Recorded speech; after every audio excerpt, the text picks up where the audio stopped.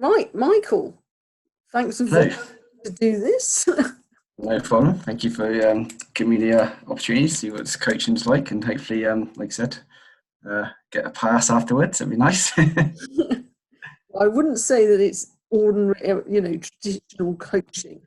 Mm. I do a particular type, but we'll, give it a go. Well, any help's appreciated. Thank you.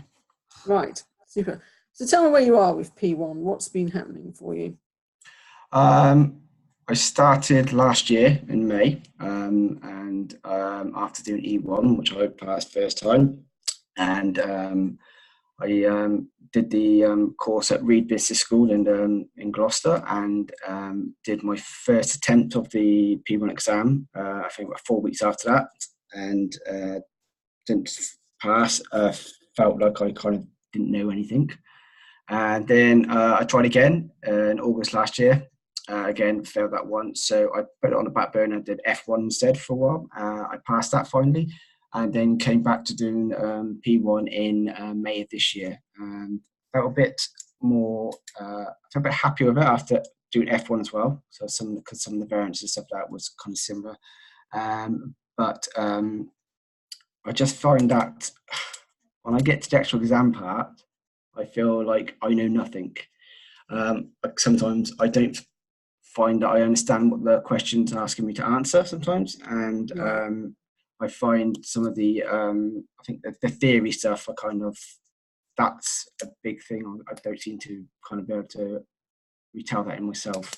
I seem to be okay with the formulas for the variances. I'm happy with that. My biggest areas I find I struggle with are ABC costings and Right. the expected values and relative costs. Those kind and the theory parts relating to those. Those are my kind of areas which I seem to struggle the most in. I can get by. I think I can get by enough on the rest of the subject syllabus, but those areas I think those are the ones I'm kind of really not. I don't know, not understanding it, but it's just not staying with me. So that's one thing. I mean, I did my exam on Saturday, and I got an 83 out out of the 150, and I did the exam way that I seen on YouTube to do, which was to do the easy questions first, the multiple choice ones with no calculations, then move on to the more difficult ones with some calculations, and then the third set of ones which needed more time in. I finished exam with about 2 minutes left, so I was able to review a few of the questions I tried. But after the first set of questions, I felt very confident. After the second set, not so confident, and the third, I just was like, "Wow, just seems to be my Achilles heel." So, yeah, I'm just at a point now where I feel I've rebooked the exam. I'm going for again on the 29th of October. I've rebooked it for. Right. I've made a decision now that I will do the case study in January of next year when I get to P1 finished, and then I'm going to look at the syllabus changes that from 2015 to 2019, and then just try and redo that for January. That's my plan at the moment. So Right. Okay. that's what I'm gonna do. Okay. Um, right. Okay. So at least you're not sitting there banging your head against this is a syllabus, because that's a horrible mental state to be in. Mm-hmm. You know, you at least got that one to the side of it. Yeah. How do you feel about P1? I can see why it is the most. It's a difficult exam to pass. There is a lot to take in. Mm-hmm. I feel there's an awful lot of information and forms to take in. I find it a very draining exam. I feel after I do a chapter or a couple of chapters, I do the questions. I feel confident with it, but then when I go back to it, a couple of days later, I find myself going back looking at the textbook again to try to understand what I'm looking for. So I feel it's very heavy, and it's just a very exam that kind of at the minute for me, it's almost like I have a block in my head sometimes where, as if I'm just reading too much and just not let it all go in, or sometimes I feel like the more I learn, the less I keep in my head. It's kind of like I'm like the top of a water bottle and it just keeps flowing out with. I remember what I've learned, but I can't remember what I've learned 2 weeks ago, or questions, or the answers to questions I've done, in chapters previously. Right. So how's your motivation around studying? I'm motivated for it because I want to pass it. So I set aside in the evening. So I set aside 2 hours in the evening, each evening to do it. And then on the weekends, I go to our local library and I study there for 3 to 4 hours. And I take textbook, and then I am just going through chapters, doing questions. Before my exams, I was doing mock exams and the test your understandings and all that kind of stuff like that. So I'm motivated. The question about that is just I need now. When I failed for like the second, third time, I kind of felt a bit demotivated a bit. Like maybe this isn't for me. Maybe I'm at my level. But then I passed F1 and I thought, no, I'm not. Let's beat me. I am going to get this done. I have my plan is complete P1, do the case study, move on to the management level next year, and then take it on from there. Yeah. Right. Okay. So you mentioned doing mocks and practice. Mm-hmm. Is that what you're doing constantly, or what are you doing? What sort of stuff are you doing to revise? I have my the Kaplan book. I go through that. I do the questions of that. Do the test your understanding there, and then I go on to my Kaplan online, and I get the say like traditional costing. I get the questions up there, and then I will go through them and do that, and then I move on to the next chapter and repeat the same thing again like that. Are you reading the chapter first, or are you just going straight to the questions?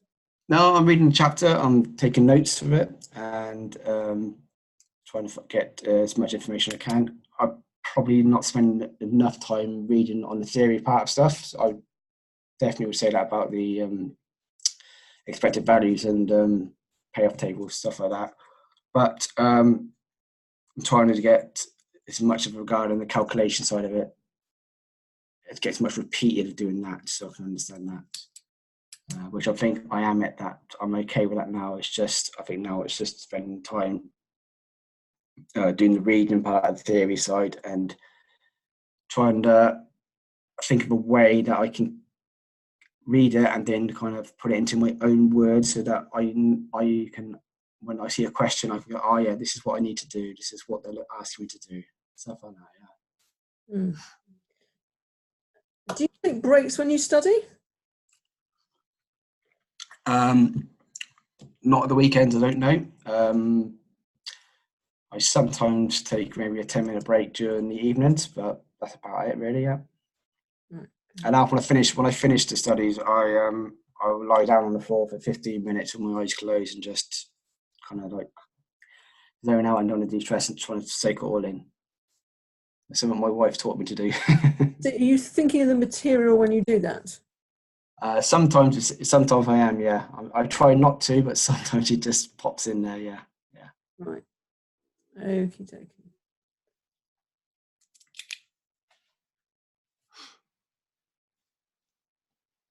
Let's take you on an odd angle at this stage. Okay. Let's talk a bit more about how the human mind works, and you may not have heard this one. Okay. Mentioned before. So our experience of life comes from the inside out. It's normally regarded, oh, there's this horrible thing called one or whatever, and that's directly causing my reality. That's not true. There's no, all the science is much more to do with the inside out. Mm-hmm. So, you get an angry thought, you feel angry, you get a fearful thought, you get a fearful feeling, and that feels terribly real because there's a thought-feeling connection, consciousness makes that thought seem terribly real. So it really does look like P1 is the cause of distress. Mm-hmm. Don't need to take notes on this one. Mm-hmm. It's seeing it for yourself, which is an interesting one, because I suspect there's a bit of studying that you're not getting all the way to seeing it as well. So you have something, you create inside your head like the experience of P1. Now, Mm-hmm. there's a discussion and a debate to have. Is there something about P1 that is kind of objectively hard? Well, there are plenty of people who get through P1 with extraordinarily high scores and make it very easy. Yeah. Do they have, is that natural talent, or is that the way they experience it? Well, that's a discussion that I have with myself as well. But what is certainly true is the more you can enjoy your studies, the more they're not a noose around your neck, that they're just something that you can enjoy and have fun with, the better you do. So, I was always one for playing with all the formula of P1 so I could see it all the way round. And, basic variances I arranged in a table, and over a period of days, doing about 15 minutes a day, then taking a break, and then having an insight going, aha, that's how I do it. That's the method in creating this table. That is a combination of, yes, the world's created from the inside out. Also, you have an extraordinary learning capability built into you, because that's how you learn to walk. That's how you learn this extraordinary language, English, which, let's face it, is horrible. I mean, that one's actually, there are hard things which must be in that category. Mm-hmm. It's being more aware of that capability within you, which has got you through F1 and E1. Mm-hmm. And, appears to be getting hidden in P1, but that could so easily be that experience from the inside out, knocking you off. And you know what? The thing passes, but it is difficult to learn in certain mental states. So, for instance, here's a story virtually everyone can relate to. I think everyone can relate to, in fact. It's if you lose a mobile phone or something else you have some attachment to, and you start burrowing away and find it, and you cannot find it. What so often works is stepping back. And then suddenly that mobile phone appears right where you. Okay. And that's the same with some of these mental blanks. I bet those of some of your mental blanks you're getting in that kind of category. If you step back from it, you'll get to learn it. If you play with the stuff, you'll get to learn it better. Now, I suspect the OT questions done on their own don't give you enough to play with. So yeah, of course so, yeah. Learn them. And I mean, it depends how you use them. Obviously, if you do a whole set of them and go, all right, all the errors I'm going to trace back and find, and all the unexpected corrects, and find out where they are. That's a useful use of scanning it. They're a great testing system, the OT, but they are not a good revision of themselves. There don't seem to be a particularly good revision technique. I've come across those people who've gone backwards on taking those test questions. And if you can turn them around and get them back into their enthusiasm about their subject, back into really going, I'm going to really understand this stuff, then they can do a lot better that way. Does that make sense? Yeah, I do feel sometimes that I don't enjoy things, and when I read about how people find P1 really difficult, and I kind of almost, you kind of set yourself up for defeat already then, because you feel like, well, there's hundreds of people keep failing it, but then, like you said, there are so many people who pass it first time and scoring 120s, 130s, 140s on there. I think that idea of doing something, taking a step back, taking like a few minutes break, that was something I could definitely start doing with my things, and also looking back and look at the areas that I am struggling in, and try and start from the beginning, and make it fun.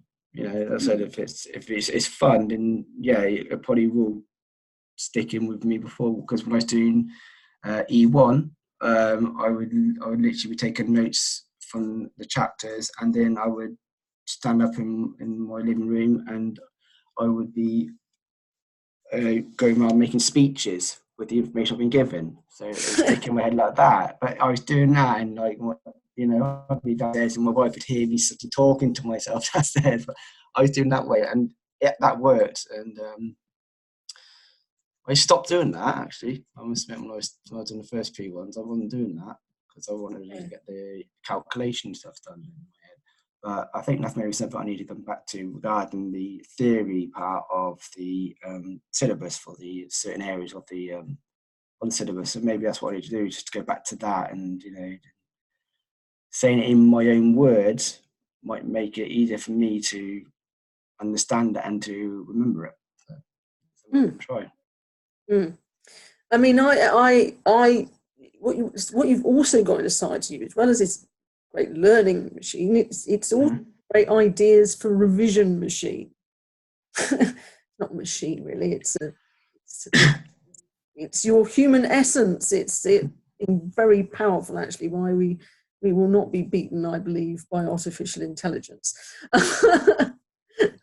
But that give you creative ideas. So I, for a long time, put one answer on one side of a card, and question on the card, answer on the other, in my own words. Well, I was at a new job, and I went, I don't like being this antisocial.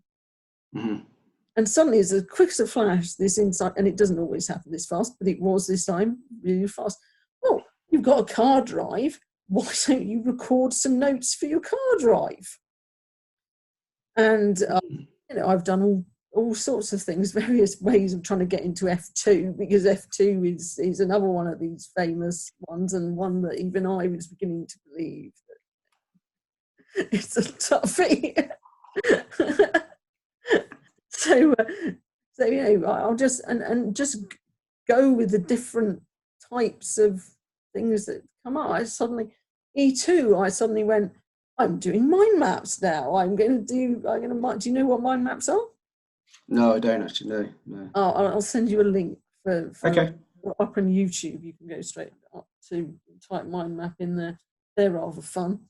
But basically they're done properly. You do them in multicolours and create it and do all sorts of links off. And I know how to do them, but I hadn't done any for Seaman. It was kind of, how interesting. I've not actually done any for Seaman, and suddenly, E2, it hit me. This is the one that you get out your little colours, and you do that. And obviously you adapt, sometimes you do short, you don't necessarily do all the colours. But they're very keen that you do the colours, and the Visual Institute does mind maps. But, this is it. You just creatively go with what suits you and how it's going to learn, and different sections of the syllabus will be different ways. And just that variety in itself will probably help you with learning. Yeah.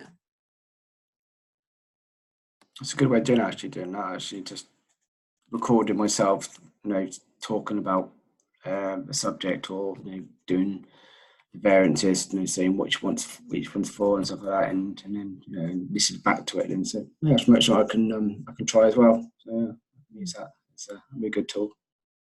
But getting in touch with that, sort of seeing that was always in you. I mean, you've shown it in P1, things you've done probably in F1 as well, things like that, and just creative problem solving is absolutely your birthright. And people kind of think of P1 as this horror that overwhelms them, but that is not the case.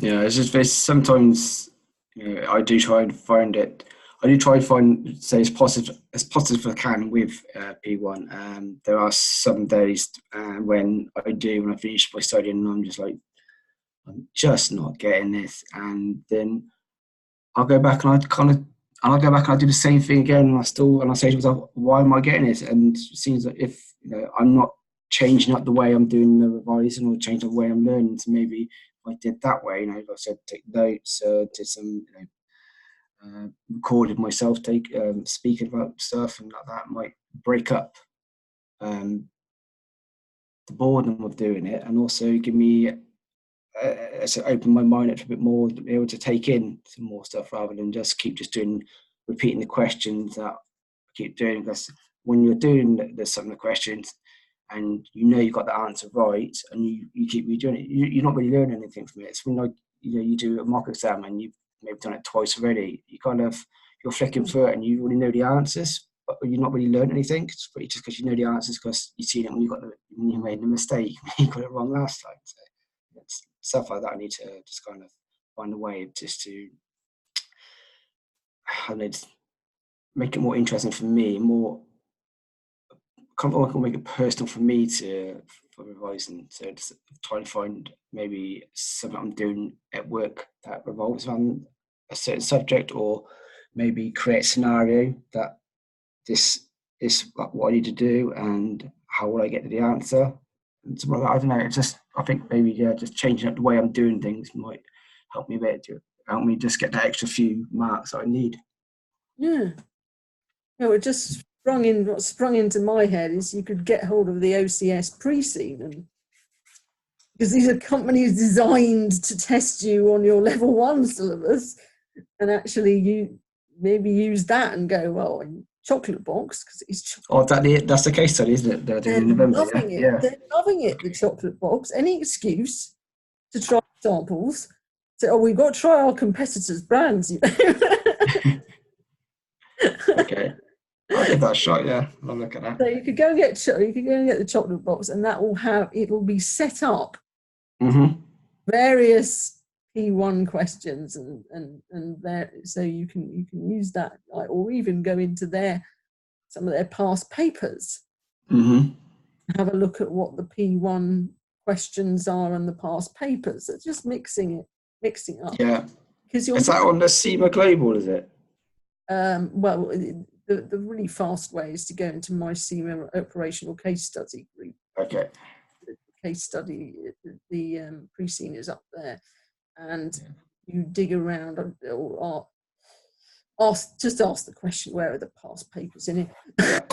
Okay. It may well give you the CIMA Global one, but there is actually and because actually,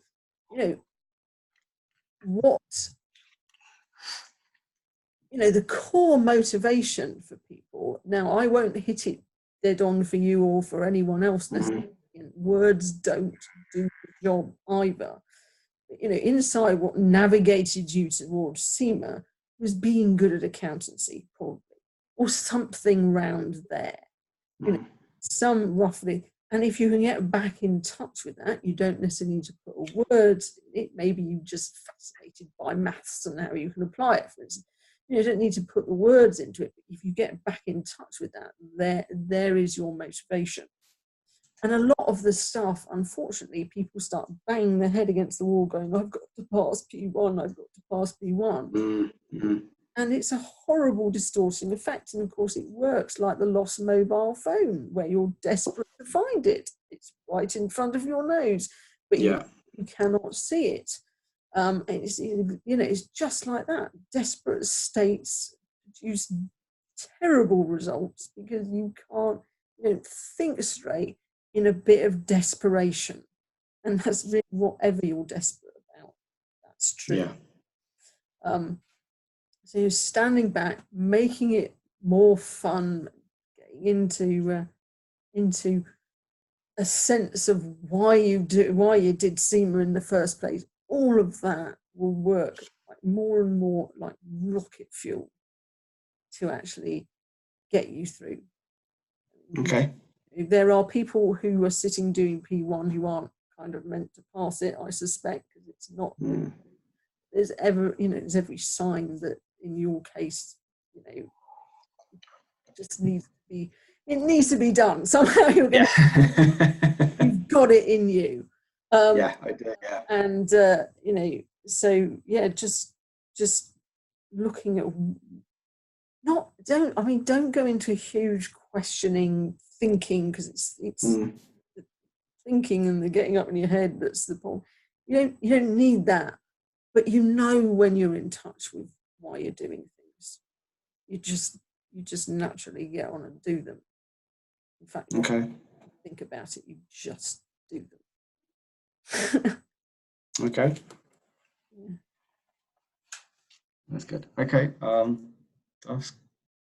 Those some good ideas there. So I can definitely take on board, and I will look at the case study as well and see what they're and see what's there.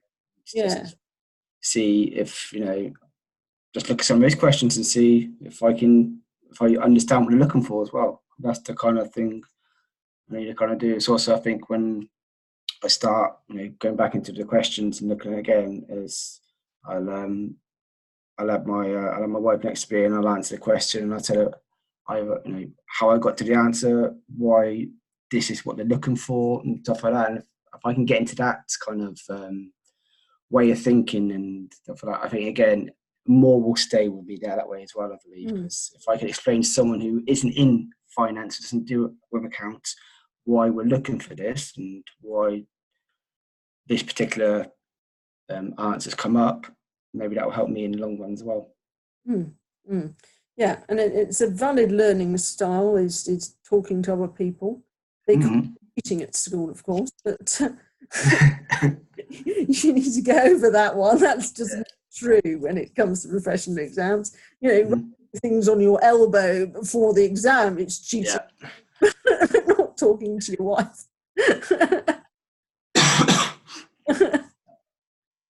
Yeah. And look for ways to be genuinely good at accounting when you might aim to be really good at accounting, because that is more likely to hit the stuff that's the real reason why you did SEMA. Yeah. Okay. I've got to get past this exam, as you know, as I said, it doesn't bode that well. Okay.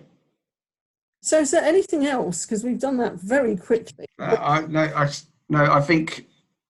think what you've said and so far, I think it's been spot on. I definitely need to make it more fun again and just be more relaxed with it and just enjoy it. I think that's something I need to do. And you're right, having the right mental frame before I start as well. Maybe just take an extra 15-20 minutes after put the kids to bed. If I just take that extra 15-20 minutes just to decompress and just let it all out and then go, right, okay, start now and then take from there. I think that's what I'm taking away from this. So yeah, I appreciate it, Imogen. Thank you very much. And take that when you take breaks, take it cleanly as possible. Yes. Just putting the washing on, but just don't take your head, your whole thinking world. Particularly if you're struggling with something. If you're struggling with something, it's often, there's some bit of your thinking that isn't quite right. It for a bit and come back to it later, even the next day or something. If you've got, it may suddenly different mental state you're in. Able to see now something more in that text where you couldn't see it before. Okay. Thank you. That's good. Great. Thank you. Do let me know how you get on. I will do. Yeah, I'll let you know. Thank you very much. Yeah. Just hold the line a moment. I'll just start recording on.